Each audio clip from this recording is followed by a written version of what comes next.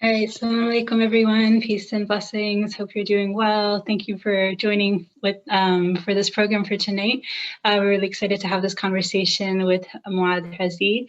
And I just want to welcome you all to Princeton Muslim Life Program. For anyone who might be new, this is a program that was started by Imam Sohaib, rahimahullah, may Allah have mercy on him, about 13 years ago, and a big part of this program is bringing together academics, activists, and artists in conversation on relevant issues.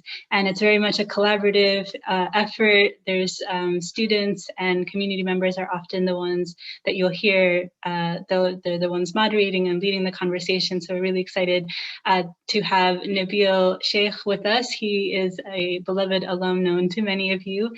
And he pitched this idea. We're really excited about, and he recently graduated from Princeton with his master's in domestic policy, and he also had his bachelor's degree from Princeton in politics. So I'm going to turn it over to Nabil to take us away with the program for today. Assalamu alaikum warahmatullahi wabarakatuh. Thank you so much, Sabrina. It's great to have this sort of special edition of Islam in Conversation during the summer, special summer edition. Usually stops at the end of the academic year, but with this new world of Zoom and virtual, events, we can kind of keep things going whenever we want, which is great. So yeah, alhamdulillah, we are very, very blessed to have Muad Hrezi here as our guest for tonight. Muad is a young progressive running for the U.S. House in Connecticut's Greater Hartford area. He's challenging a 24-year incumbent, who Muad will probably argue is not representative of the district that he represents in terms of his politics. And so that's why Muad is challenging him, and he can talk more about that. But Muad is no stranger to the federal, congressional, and political scene. He worked as a staffer in the US Senate, as a policy advisor for a couple of years. And he attended UNC before that, where he studied public health. And after graduating, he helped launch a multi-million-dollar health tech startup in Philly. He also grew up in Connecticut as one of 6 siblings in his Libyan American family. And a fun fact about Muad is that he's an avid runner and even coached cross country, and was in fact the 12th best 2-miler in the country during his senior year of high school. So I thought that was just in the state, but in the country, that's pretty crazy, Muad. So mashallah. So we're so lucky to have you here. And I think what we'll do first, before we transition into the dialogue portion of this event, is just have Muad introduce himself and offer some remarks about his campaign. Awesome. Thank you, Nabil, and excited to be here with everyone. Thank you guys for putting this on and hosting. I think that this is a really special community, and I'm super delighted to be part of it for tonight. So I'd love to start the conversation off with just telling you a bit about myself, my background, why I've decided to kind of do this race, which many people kind of claim that might be indicative of my insanity, but why I've decided to make this huge dive, and why I think that we have like a real shot to do this as a campaign and as a community, as a collective, to get this done. And most importantly, I honestly want to hear from you and what your thoughts might be, if you guys have any questions. And I know I would have loved to have had this opportunity growing up to hear from somebody who'd already been involved as a Muslim in politics and in this space. And it's like only much more heartening now that so many others are also getting involved. But so a bit about myself. So I grew up in Connecticut. My parents were Libyan Americans. They came to the US as asylum seekers, fleeing from the Gaddafi regime, which was brutal and vicious. And they raised me and my 5 siblings here in Connecticut with a deep sense of gratitude to America, to this American project, because of the fact that we had liberties and freedoms that they were not granted in America. And so growing up, I felt like this real sense of American exceptionalism, that America was great and it had so much to offer, which is completely valid and true. But it was also, as I was growing up, that I started to see kind of a darker side of America, maybe the underbelly. And I think that this is a common experience that a lot of immigrants face. And I know Hassan Minhaj talks a lot about it during his like stand up. And something that always related to me is like, we grow up with this sense of like America is great, but there's also America really like being harsh to a lot of immigrants and minorities. So I remember the first time I started to feel like the shattering of this idealistic America that my parents always told me about was during the recession of '08, where my father had his pay cut slashed, and a lot of my close friends and family members all lost their jobs. They all essentially worked for the same company, which was like kind of the hub for Arabs in the area, and they all lost their jobs within a matter of weeks. And just seeing that collective trauma really kind of got me thinking. Unlike maybe the folks at Princeton, I was not super inclined to be studious growing up. I was a bit of a troublemaker and a class clown. But at that point, things started to really become serious, and I started to think a lot about what was happening in our world, like what was causing these tectonic shifts. That was also the time of Obama, and the first time I saw somebody that wasn't a white man running for office, and it kind of made me interested in politics, and I started trying to understand better what was occurring with our economy, and just really started to try to inject some political ideas into my world. And so during that same time, I also went to the hospital in the emergency room.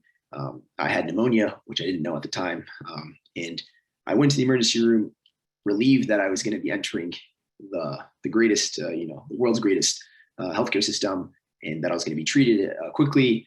But unfortunately, what I got instead was being shuffled around to reception desks and being asked whether I had insurance, whether I was going to be able to pay for things. And unknown to me was that my mom actually had racked up a large medical debt because she had an emergency kidney operation only a couple of weeks ago.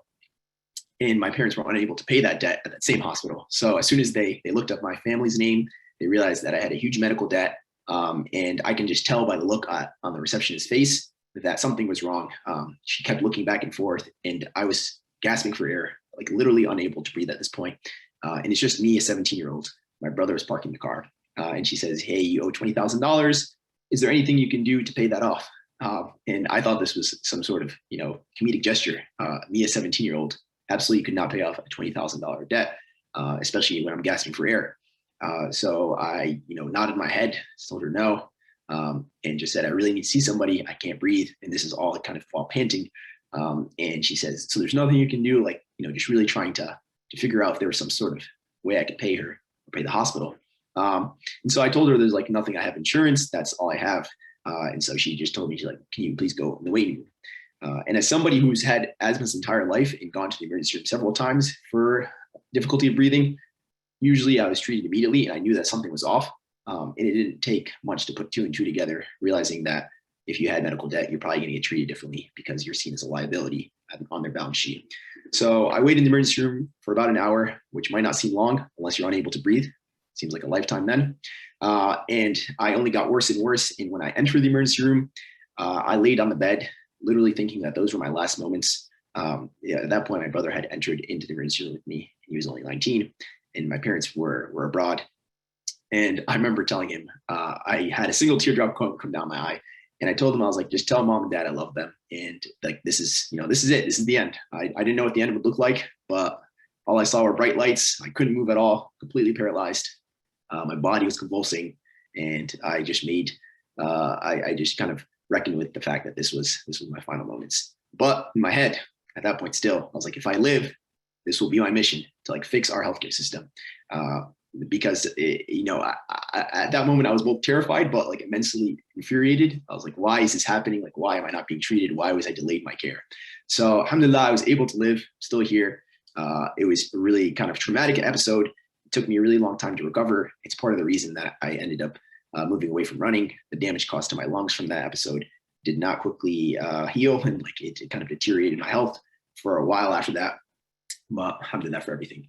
So after that moment, I went back to college, changed my major immediately, was no longer interested in chemistry, it didn't seem as relevant anymore.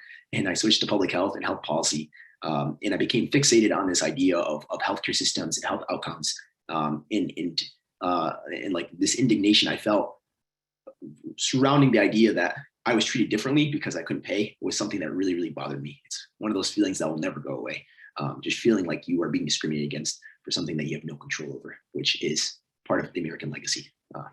So I became fixated on this idea, started studying it more and more. And what I noticed were two really important things, which is one, our health outcomes are tethered to much more than healthcare.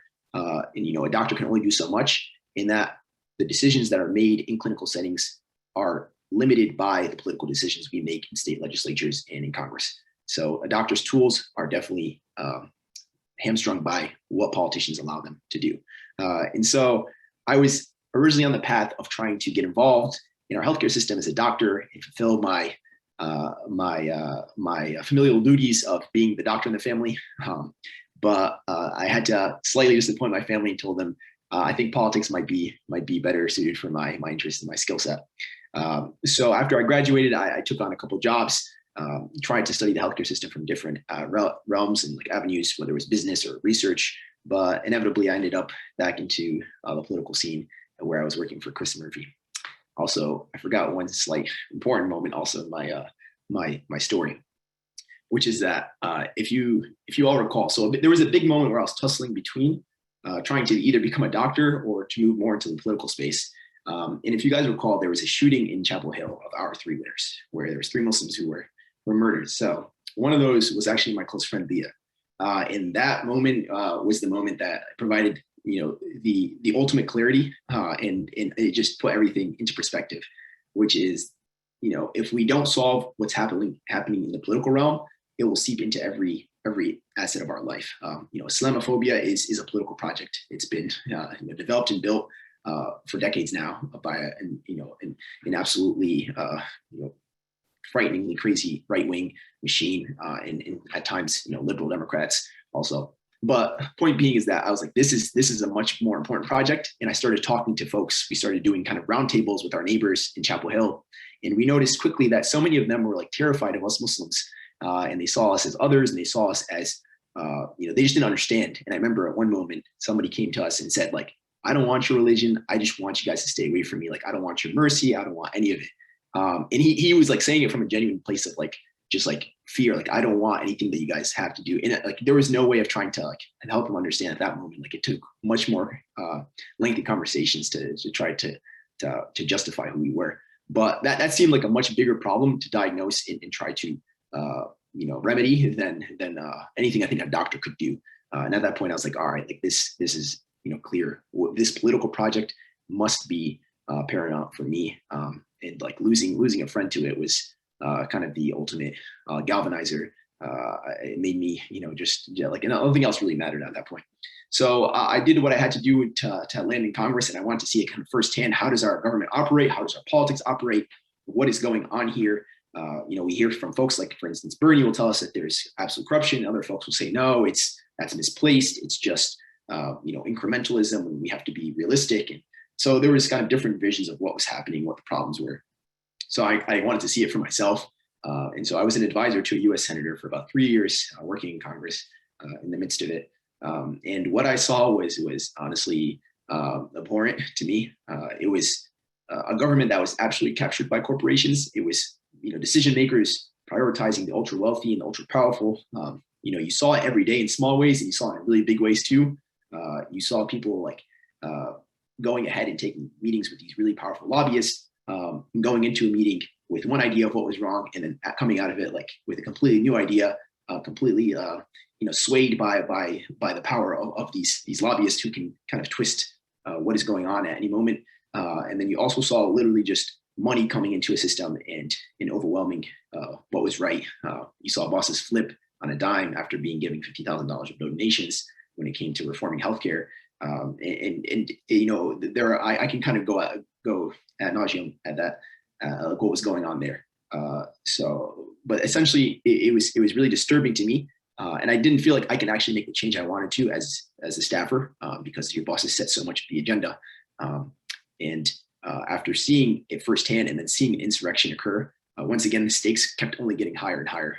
Not only have I seen, our healthcare system nearly kill me, Islamophobia kill my friend, I saw white supremacy and president nearly decapitate our democracy. So at that moment, I was like, all right, like this is way too urgent. I was planning once again to be a good son and go to law school and kind of do the normal thing. But I told my parents once again, sorry guys, I have a new plan now. I'm actually going to run for office, and I'm gonna try to shake things up. So the person I'm running against is to me emblematic of kind of the problems we face, which is that he's not a terrible guy, but he's not doing the right things or enough of the right things. He's been representing a district that is growing much more progressive and diverse, but year after year, and he's been there for 22 years now, he continues to take a ton of money from corporations, and it's not surprising that he tends to back them. So a couple of his most egregious kind of decisions that he's made is one, he decided to fund the Iraq War and the Afghanistan War decades now, and once again, that is directly connected to the one of the original big lies, which was that Muslims are more terroristic than other people, that we are the terrorists, that the war on terror was somehow only limited to a region, and that terrorists only come from that region, which affects us every single day. And so he's a big recipient of defense industry money, which a lot of it is here in Connecticut. And the Muslims here, I'm trying to make sure that they're aware of that. Like, we are literally, helping to kind of, we're keeping a person in power who's going ahead and making decisions that are affecting, places that we love in the Middle East. And then it also comes to health insurance. He takes a lot of health insurance money. He's super against Medicare for all. And I think that's an issue that everyone gets here. Our healthcare system is way too profit driven, completely makes decisions based on who can pay and who can't pay. And it kills us all slowly and sometimes faster, depending on who you are. But there is kind of a litany of things where he takes money from big industry and then he makes really bad decisions, whether it's environment, healthcare, economics, deciding to go ahead and let big banks continue to play around with money and potentially wreck our economy again for a second time in the past 2 decades now. So there's a lot that can be said about him, but essentially comes down to corporate corruption, a system that prioritizes the ultra wealthy and that puts everyone else in the backseat. In that he's emblematic of that system, and that he's a Democrat isn't sufficient for me. Being better than the worst is not good enough. We need leaders, in my opinion, who are actually going to stand with justice on the right side of history, stand with morality, and fight for what's right. So that's a bit about me, why I'm involved, why I'm doing this, and why I'm actually challenging the person that I'm challenging. And I may have left things out, so we can definitely get to that in the question and answer portion. Hopefully I didn't take up too much time. No, thank you so much, Muad. That was an amazing introduction to your story and what this campaign is about. And now I'm going to transition us to the interview and dialogue portion. So we have 2 great Princeton undergraduates who are going to be asking some questions to Muad. And I'm going to ask the audience that while they're doing so, stay engaged. Feel free to ask questions in the chat, and I'll try to read some of them after the initial questions are finished. And then there will also be time at the end if you want to unmute and turn on your camera or whatever and ask a question that way. But just to introduce our 2 student interviewers. So Abdelhamid Arbab is a rising junior at Princeton, concentrating in public policy and international relations. And he is the outgoing president of Masjid. I think I forgot to mention that Masjid is one of the co-sponsors of this event. That's Muslim Advocates for Social Justice and Individual Dignity at Princeton. Fun fact about me is that I was there in the room when it was initially started as a group like 6 years ago. So it's really cool to see it still be active now. But there are a lot of other people who were actually involved in shaping, and I was just kind of witnessing it. So Abdelhamid is the outgoing president of Masjid and the incoming co-president of the MSA. And he's also involved in prison teaching initiatives on campus, as well as the Student Volunteer Council Executive Board. And then we have Muskan Effendi, who is a rising sophomore concentrating in the School of Public Policy and International Affairs and on the pre-medical track. She is passionate about the Muslim community, public health, and issues around diversity and equity. On campus, she serves as the co-president of Masjid and on the board for the MSA, and she is also head of the Diversity and Equity Committee in the Student Senate. So I'll turn it over to them to start asking Muad some questions. Yeah, thank you so much, Nabil, and thank you, Muad, for that great introduction early on. Like Nabil said, as we go, please put questions in the chat. Hopefully we can connect them to ours or get to them after. But the small talk you gave right now, I think you sort of highlighted the very traumatic and disturbing sort of inflection points that have motivated you so far in your run. And something I noticed when looking at your campaign is that you're quite unapologetic about your identity as a Muslim, as a Libyan immigrant to America, as an American. So I'm wondering, in what way does your faith, does your identity as a Libyan American immigrant inform not only your politics, but also your decision to run for office? As I know you were mentioning that there's quite a lot wrong with how things are run in the Hill, according to you. So I'm wondering how that sort of drove you at the same time, but maybe made you hesitant. What pushbacks did you have internally to this decision to run for office, considering what you saw on the Hill at the time? Yeah, no, that's a great question. So my faith in my kind of my identities, the plethora of them that there are, definitely inform every aspect of my life and inform this decision in my politics and how I approach politics. And I think I highlighted some of that in the story, but just to bring even more clarity to it. So one definitely, like, my immigrant status is, I think, super. It is insightful to our politics right now. We see a lot of anti-immigrant attack right now in our country. And people will tell you that immigrants are the problem, that they're sucking away resources, that they're, it's all negatives, and that they're criminals and all this stuff. But that is directly contradictory and belied by my own experience, which is that the fact my parents came here as immigrants, were accepted as asylum seekers, which is, a topical issue right now, especially when it comes to our southern border, where we see a bunch of people fleeing persecution in life-threatening circumstances, like my parents did, except that they're fleeing them from Central America. And that they're trying to claim that these people are all villains, or trying to mooch off the American system. But my parents came here and were I think I would say very beneficial to our country, helped promote a better America, injected into our country hopefully new fresh ideas. They were good community members, good neighbors, and anyone I think who interacted with them would agree. So that part of my identity, and I'm sure so many people's here, the identity who had immigrant parents, is like directly contradictory to what we hear so much in the mainstream media or in the news. And I think that is really powerful when you talk to people, because I think the most impact we have is with folks we meet like every day.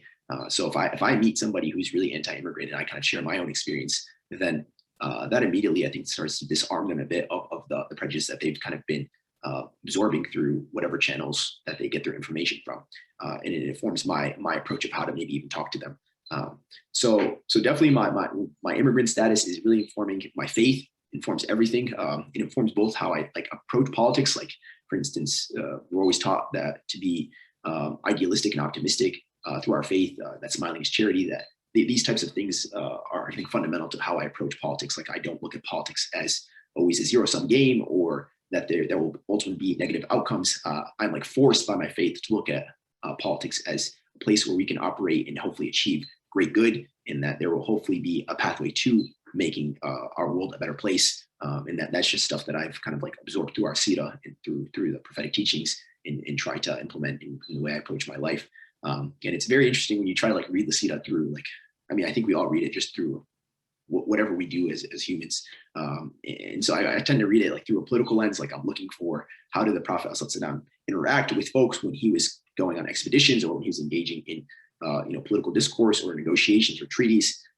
So all of that informs kind of how I think about things, how I operate when I was in Congress, to not let morality go out the door, or ethics, and to try to be also practical. So it definitely informs everything that I do. And for the negative, there are small micro negatives right now that I've seen, nothing super major, but I think at the very least, just being conscious of how people might interact with you because of your faith, or because of your background, or how you look, or anything like that. That just is constantly draining. I remember my first day on the Hill. I asked one of my friends, are we allowed to have beards? Because usually in corporate America, sometimes they'll tell you shave your beard for that first interview or something, because you might, they might not like you. So I remember asking him that, and he's like, no, beards are totally in right now on the Hill. Maybe 10 years ago, they would not have been, but now they're popular. So thank God, because I didn't want to shave my beard. But there's small ways that I worry that my faith, or things that I hold kind of near and dear to me, might be kind of seen in a negative light. But alhamdulillah, so far there's not been anything that's been super negative about me and my faith that's happened so far. But all the people that I know say just wait till if you get close to winning. It's that's when kind of the mudslinging happens, and that's when you can expect folks to really try to use whatever they can. So right now I'm still kind of getting by without too much attack for kind of my fundamental identities.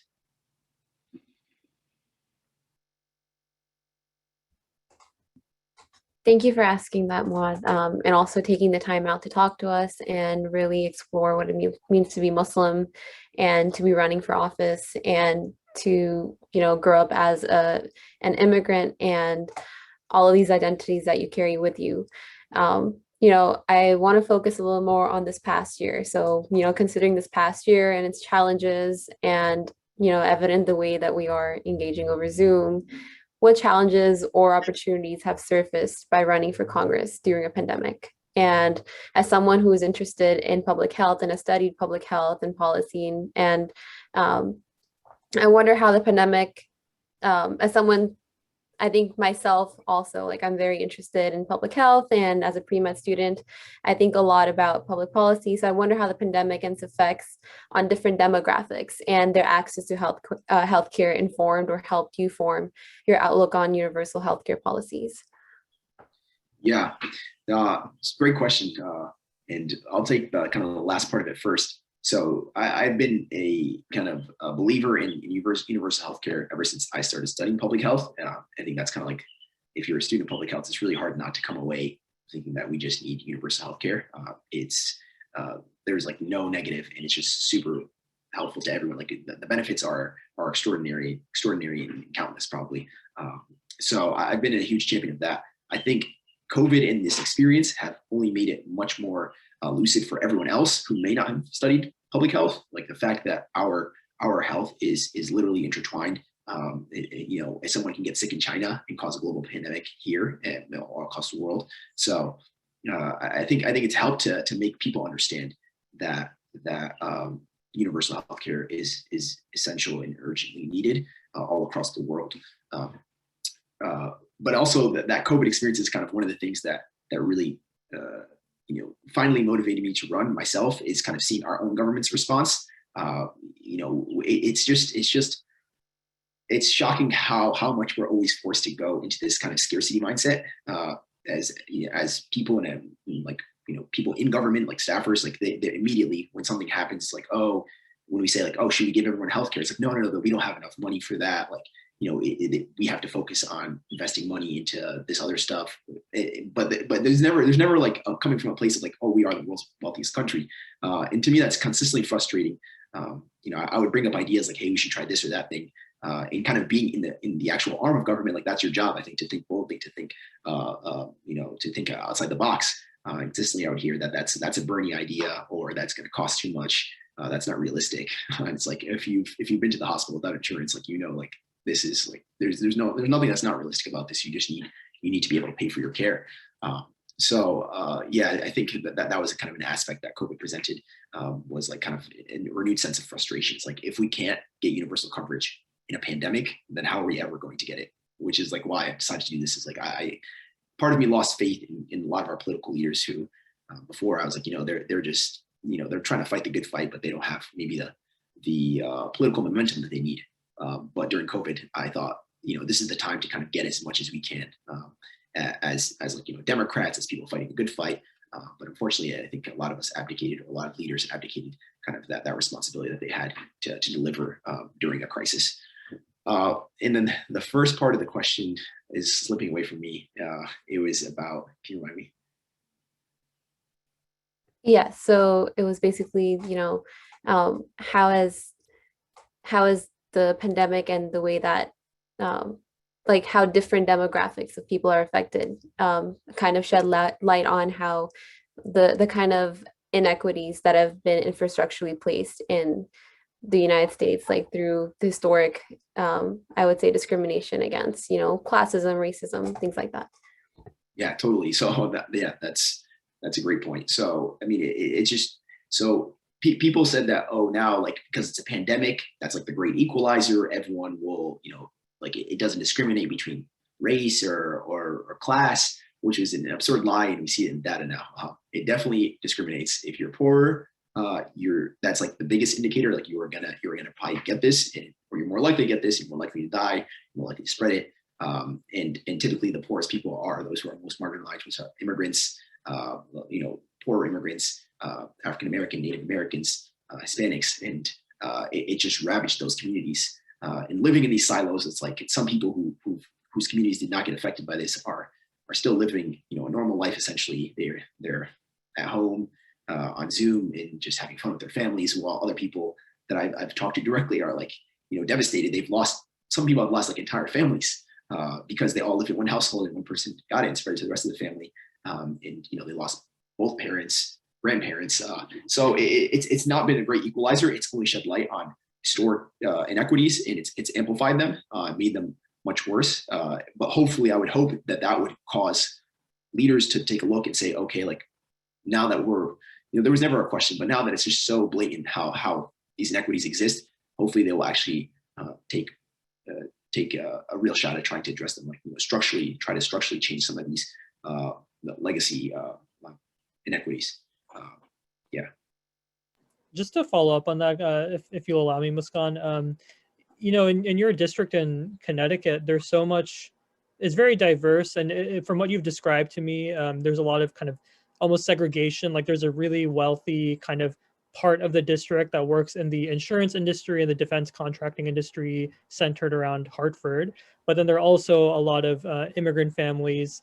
And like, you've been out on the ground a lot the past few months running this campaign. What have you heard from them about like their assessment of government response to the pandemic and these inequities you talked about? Like you get to actually, you talk about how we're living in silos, and like I think running a campaign is one of the few opportunities where you get to like move between the silos and see what that's like. So just like, what have you been seeing and hearing?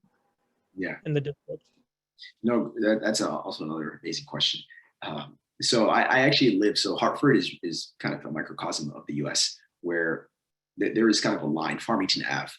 If you go north of that, you are just in an oasis of wealth. You have the kind of the richest executives in our state living there. Every house is probably $500,000 or more. And it just, enormous amounts of wealth. If you go on the other side of Farmington Ave, then you are in essentially the projects. You have immense poverty. You have a lot of people on welfare, and you have high unemployment rates, and just completely like vastly different worlds. And the problem isn't that they're vastly different. It's the problem is like the rich are in their own enclave and care very little about what happens on the other side of Farmington Ave. And they, it's designed to be that way with like zoning laws and local ordinances and stuff to keep poor people out of those neighborhoods. Of course, like, they use their money to fund their good schools while everyone else has to kind of go to the bad schools and all that stuff. So it's just like, if you ever come to Hartford, let me know. I'll show you what I'm talking about. It like completely just mind boggled me what I saw. But talking to like folks on either side of that, you hear really different kind of tones in kind of diagnosis of what's happening. The rich people will tell you that it's so sad to see what's happening with COVID, and we need to do more. But it's more like incrementalism. Like we shouldn't really like change too much of the structures. We should like kind of give people like some relief. But if you talk about like, let's talk about how segregated our state is in trying to actually like, change how power looks, because, if you want to give more people resources, then you probably have to take it somewhere else. It's just like, you can't, like, resources don't come out of nowhere. That unfortunately can be a zero-sum game.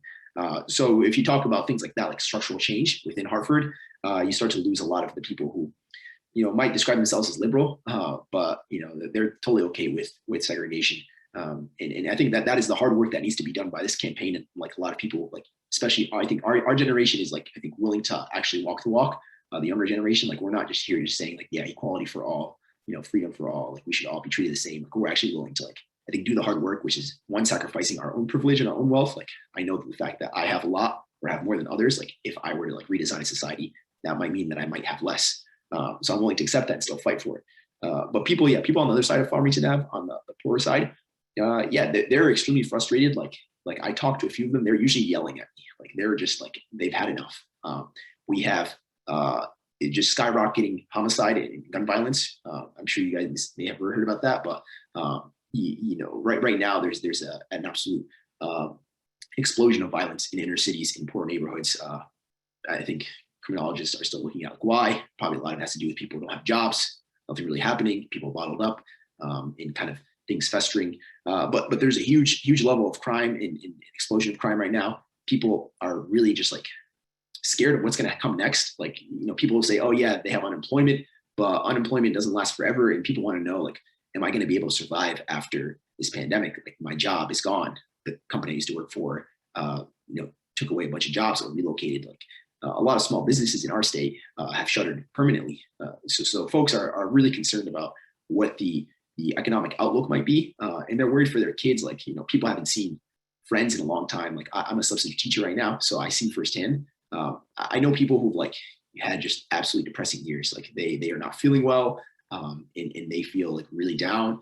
And it's like crazy to see, like, at the beginning of the year, there was no students in school essentially, and now there are, and just the kind of like the flourishing of the teenagers I work with is drastic when they're around other kids their ages and able to like enjoy human interaction. So I think that there is a kind of a rift between the rich on Farmington Ave and the poor. And you notice that everything from what they're talking about, like the policies they want to see happen or changed, enacted, and kind of the tone and intensity that they're using to describe what the problems are and what's happening. Muad, I think there are certainly so many points, like very, very good points that you've made here. I want to go back a little bit earlier to when you talked about, your journey in deciding between pre-med, going to medical school versus policy. And I think this is something even myself, I've constantly been going back and forth between. But this summer, one of the internship that I'm doing, it's basically healthcare for the homeless. And I really got a chance to see how policies affect how much physicians can actually do, and how like the pandemic itself has really there's a huge disparity between what the homeless and people who are housing insecure and people who are very vulnerable right now are facing compared to some people who are socioeconomically much better. And the more that I look into it, and I like from what your point is about the infrastructural changes that have been taking place, the more I look into that, I see that this is grounded much deeper in histories of these of my patients. And so some of the things that I've seen are like the type of racist infrastructure they've had to face growing up that's led them to kind of I would say like the being incarcerated and things like that. So I think from your point, I take away a lot of respect in the sense about how you've really gauged the impact of policies on healthcare, as well as just how all of these things are intersectional and connected. So I think that's a very thank you for answering that question the way you did, and pointing out so many valuable things from there. And I'm gonna pass it to Hamid. Yeah, thank you, Muskan and Muad. Great answers, great comments. I really appreciated sort of a very small point you made, Muad, about crime rising in the city, for example. As someone who's interested in, I guess, criminal justice reform and thinking about ideas of abolition, et cetera, sort of realizing the effect this past year, the past summer before this one, and, the effect of the COVID era, as it's like to be called, will have on conversations in that regard. So I'm really glad you sort of covered those bases really well, but we wanted to jump really quickly into the audience questions. And I think Asia asks a pretty valid question, at least I'm interested in myself as well, is, we're in New Jersey, a lot of us are probably not from Connecticut. What can we do to help if we're interested in doing so? Yeah, no, that's a very salient question, and it immediately jumps to mind because you guys are not in Connecticut and in the district. So my opponent, Representative Larson, he's been in Congress for 22 years. He takes a ton of corporate money. So I took a look at just to see exactly, where is this corporate money coming from? And like 96% of it is coming from outside of Connecticut. So our opponent's money, who's funded, very, very well, most of it doesn't come from Connecticut. All to say is that if we small dollar donor people funded campaign, we definitely probably will not be able to beat him if we only have people supporting us from within our district or within our state. That's kind of the mandate for our generations to understand, one, that these fights are not limited to districts, they're not limited to states, they're not limited to countries. Like, we are in, I think, a truly global battle here. Like, we have multinational corporations, they're not national anymore. Like, this is all like linked, in my opinion. Like, the oppression is linked in that the system is international. So immediately, like, the first thing that you guys can do that comes to mind is chip in something. And I know a lot of folks here are probably students, so we don't want to break anyone's bank. I'm the student life myself. and a lot of PB&J sandwiches and a lot of cereals to get by. But yeah, if you guys would be interested, you can definitely contribute. You can visit my website, www.hrezi.com, and just chip in something. And if you could make it monthly, that would be great. Like $5-10 goes a long way monthly. Our goal is to have a really like powerful grassroots campaign that is funded from people from all across the country to show that this isn't like, this isn't unique to our district. This isn't unique to our state. Like people from everywhere believe in like what we're trying to kind of pitch the vision that we want to realize here. So that's one thing that you guys can do to definitely support. The other thing is also following us on social media and staying connected. A big part of this campaign also is like making sure people stay informed about what's happening, what's going on, and trying to spread that message. So we ran a poll early on in this race to see whether folks actually agreed with what I was saying, like we need more progressive leadership, older leadership. And we found before we ever told anyone the bad things about the current representative that 45% of the Democrats in the district wanted a more progressive leader. And 45%, that's like really, really hard to get like this early on.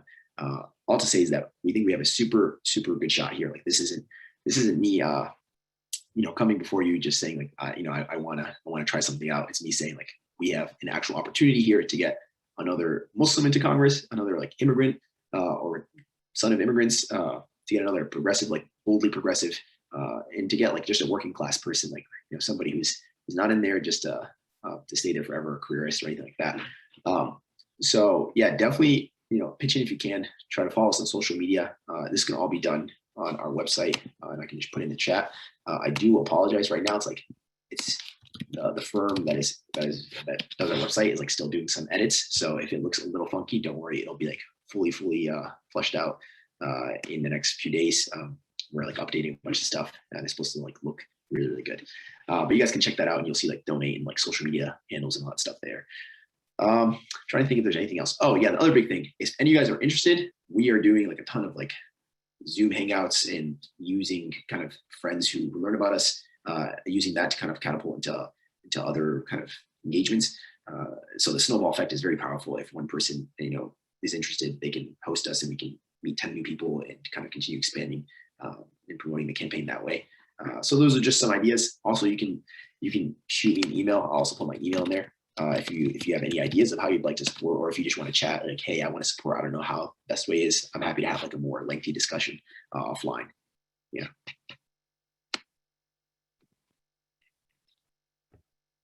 Thank you for sharing all of that with us. We'll certainly make sure we send it out in other platforms as well. So clearly, I think from your journey, it seems that you've tried your best to be as authentic with, your calling and your passion. So I would like to ask, like someone who can, as someone who can relate to youth and our experiences, what advice would you give to students looking to pursue a career in public service?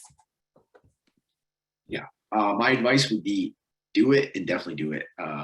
I think Muslims. So one of the most like heartbreaking things that I hear sometimes on the campaign trail is I'll talk to faith leaders from other communities, and I remember talking to a bishop from the African American community, and he's like, Muslims, you guys are the best. Like, you guys are amazing people. I love you guys.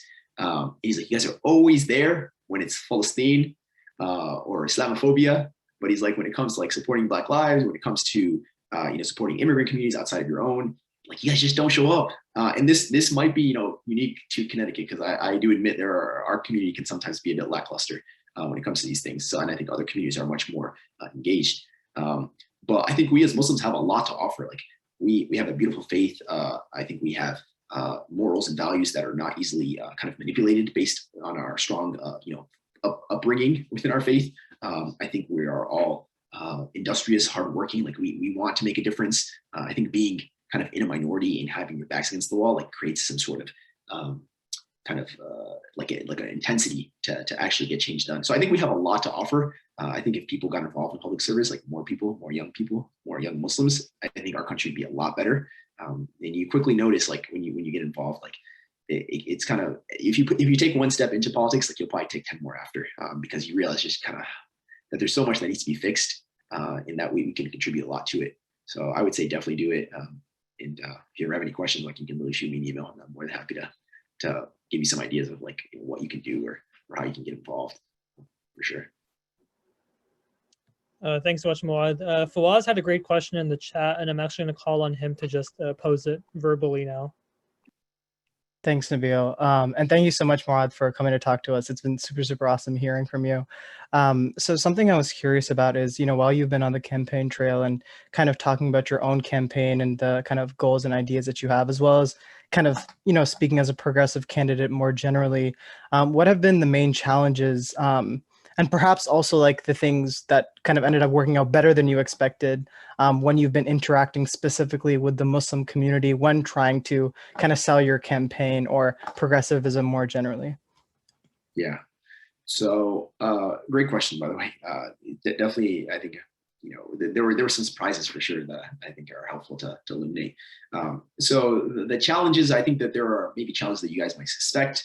A lot of our Muslim community can be a bit more conservative. So when it comes to liberal issues, they might have some like misinformed or just like they just don't like some of the liberal positions that are out there. For instance, when it comes to LGBT rights, a lot of you can imagine a lot of the uncles that I talk to, that is something that they quickly bring up and that they have challenges with. I think my job, one, I'm running to be a representative of all people, so I definitely take that seriously. But also, it's to try to bring people together, and so I try to help a lot of the Muslim elders who might not really understand where the LGBT community might be coming from, and that the fact that they're looking for protection of their rights, just as we look for protection of our rights, and that we live in a pluralistic society, and that I think what is both most practical, reasonable, and like just also is to fight viciously and aggressively for their rights, because I think our destiny is all intertwined, and it's the right thing to do. So there's definitely like challenges when it comes to things of that sort. Also, sometimes richer Muslims are much more also conservative fiscally, and they're like, "Are you for Medicare for all?" And of course I am, and so they're like, that's I'm a doctor, so it might hurt my bottom line. Once again, my job is to try to help them like understand like this is not gonna break your bank. We're not gonna take all your money, but we do need to, like, if we want a better society, we have to fight for it. And sometimes it might mean that like I said, power might have to be shifted from physician to patient at times. But some of the surprises have been like I think Muslims, when they see one of their own running, it has like an effect on them. Like they become a bit more galvanized. So I've been surprised to kind of see how many people have come out from the Muslim community and like really energetic, really engaged, and they want to help out. They don't even have any idea of how to help out. They're like, I've never done anything politics, but like I see you running, and gives me hope that it inspires me, and also like it's a good role model for my kids, or whether it's younger people, like they're also inspired. They're like, this seems really interesting. Like I've never seen a young person or a young Muslim especially run for office, and so they're really energized. So kind of seeing the surprising amount of support this early on has been extremely encouraging, it's been a pleasant surprise.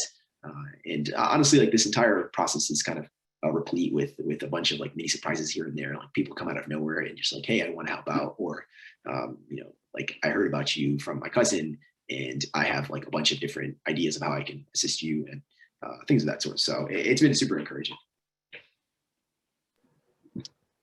Thank you so much.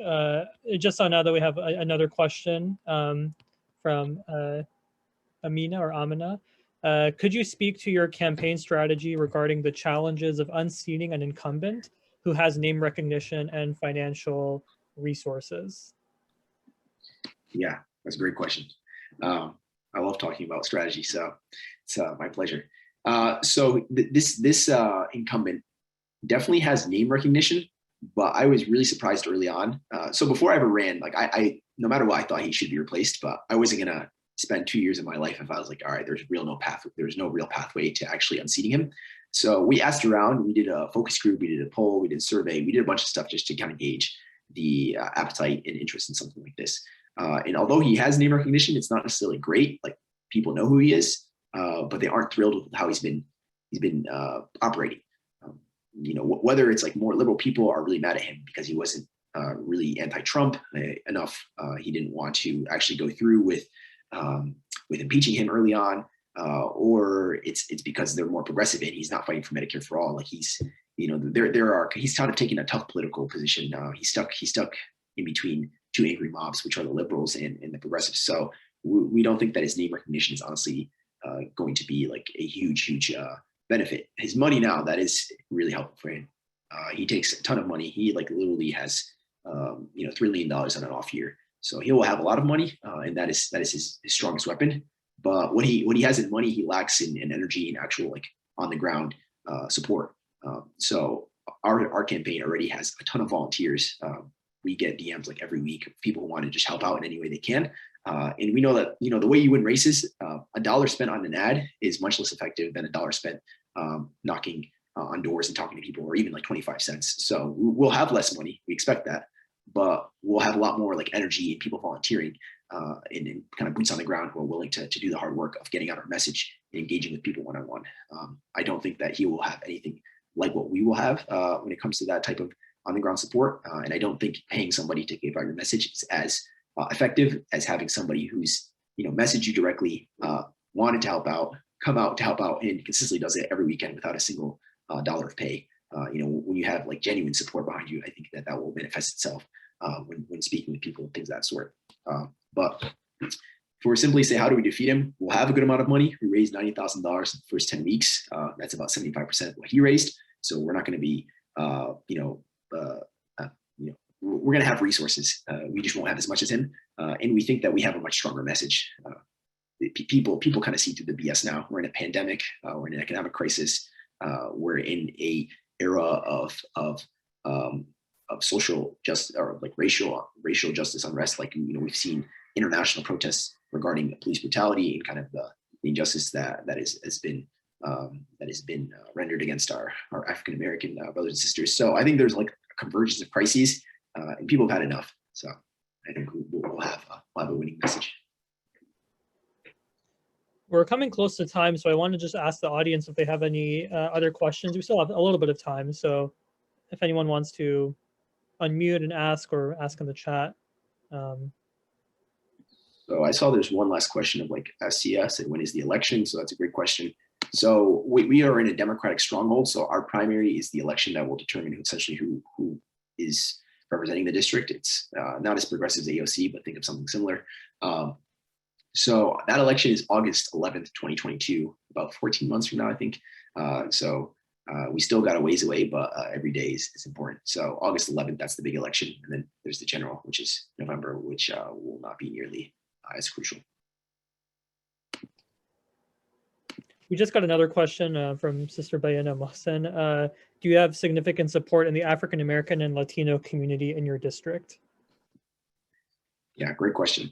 So the African American community is extremely supportive. So the bishop that I kind of referenced earlier in the story, that is probably the most prominent bishop in Hartford's African American community, and has a lot of sway in the community. So the fact that he's already supporting our campaign, it kind of is a good gauge for what kind of interest and support we'll get from the African American community. But that is a process.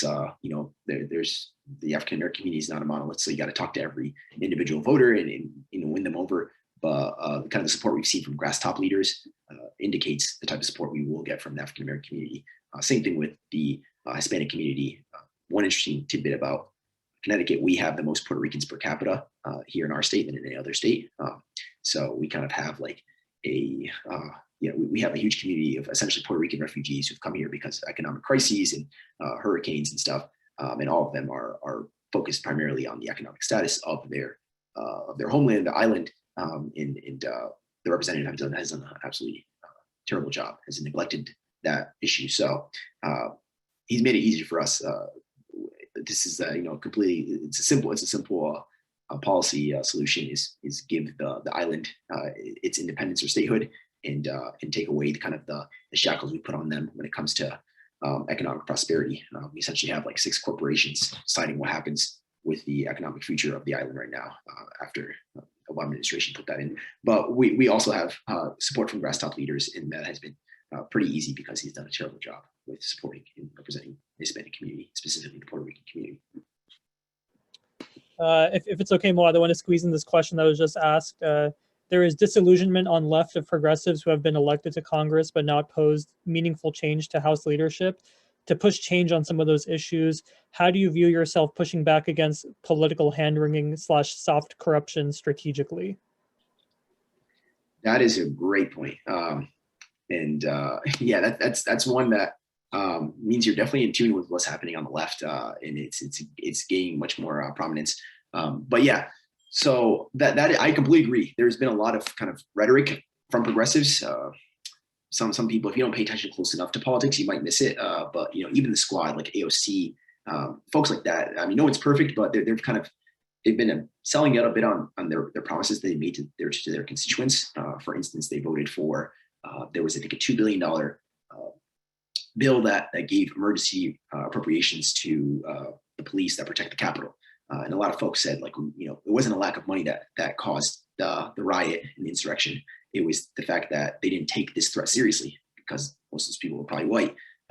You know, like, we have the best police on the Capitol. I work there every day. They have a ton of money. They don't need more money.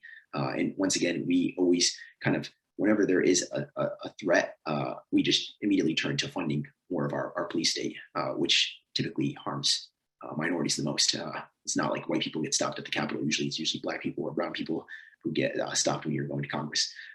So people were really mad at them. They kind of sold out there. They've been doing it much more often. I think I had the opportunity to work in Congress as a staffer.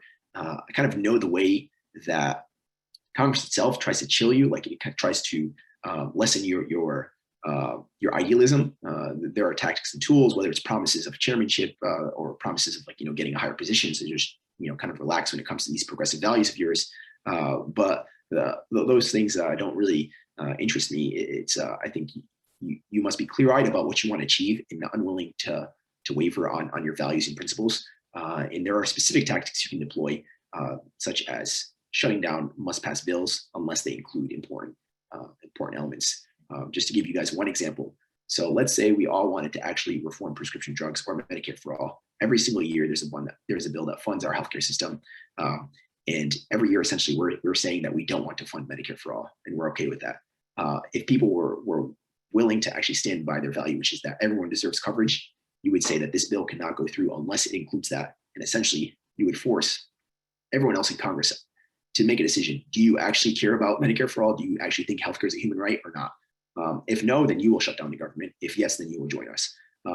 But it comes down to the fact that power doesn't abdicate power unless it's forced to. So you really need to, I think, fight for structural change. It's not given to you, and it's never going to be a clean and easy fight. And unfortunately, I think some of the progressives aren't really willing to kind of to actually fight, to get a little like, you know, allow themselves to get a little dirty and messy, and, you know, to probably take some blame for the repercussions of the battle for structural change, because it won't be a clean or easy battle, and it'll get a little messy.